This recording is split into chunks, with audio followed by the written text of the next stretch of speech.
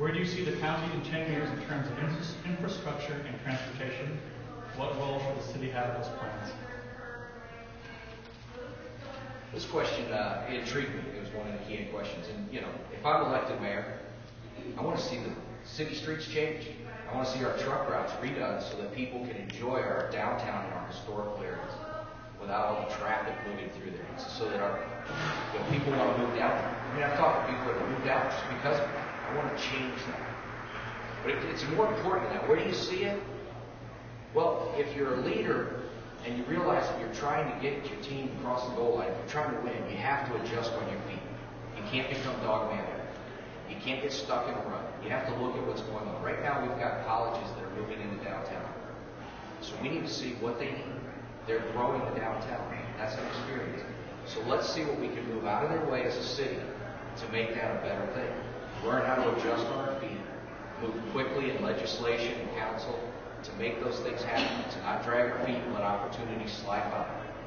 But be proactive. Get the public involved. Let them know what's going on. Let them be part of the solution. Entrepreneurs are amazing. If you give them a little room, they'll take off and make things happen. And it doesn't require the city to do it. They'll do it on their own. You just got to make sure you get the door open for them.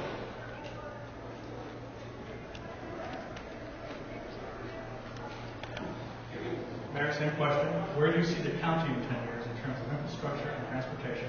What role should the city have in those plans?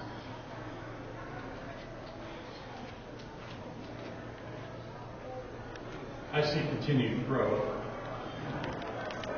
The proposed 13 corridor, everyone understands when we bring 13 into town, we send it up northbound up Gay Street. Now we knew that with 10 to 15,000 cars and trucks a day, that brick streets didn't handle it. Brick streets will last 100 years, but not with semi-trucks on them, and not with the speed and the weight that they have today. The decision to convert South Gay Street and to convert Chestnut Street because of the heavy traffic on it was a decision that needed to be made, and with the support of council, we did that. Creation of a TIP district in this corridor, which will take 13 northbound up Sandusky Street. The problem with the TIP district that we have out on Coshocton Avenue, it was too late. Yes, we've got money to build a crossover road to pay the debt on the widening of Coshocton Road and all that sort of thing. But creating a TIP district in the 13 corridor is the time to do it.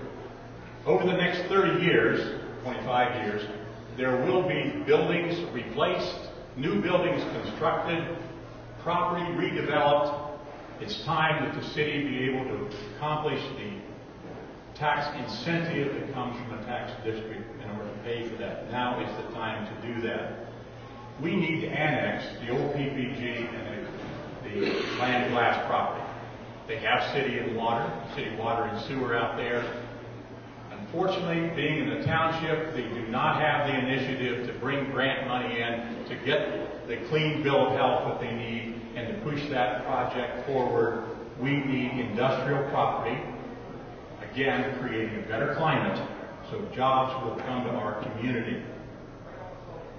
We need to work with Clinton Township, and we need to expand our water lines there.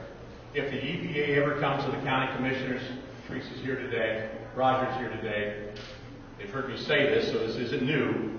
If the EPA ever says to Apple Valley and Knox County commissioners, you need to build a water treatment plant, why would they build multi-million-dollar water treatment plant, and why would they pay for the operation of that plant when they could build a water line down Route 36? The city has enough water, we need to market it. We're in the business of selling water. We need to expand our water lines further and better serve the people of Clinton Township. I see that happening. And finally, we have in our company, or our city, a company that is a leader in small compressor natural gas compression. They are willing and providing leadership to create in our community a fueling station for natural gas vehicles. The city of Mount Vernon, County of Knox, MODA, State Highway Department, need to be in the market to look for vehicles that are powered by natural gas. We all know about the Utica shale, the Marcellus shale, and what that may mean to us in the future. But cities are going to have to be a leader in converting that.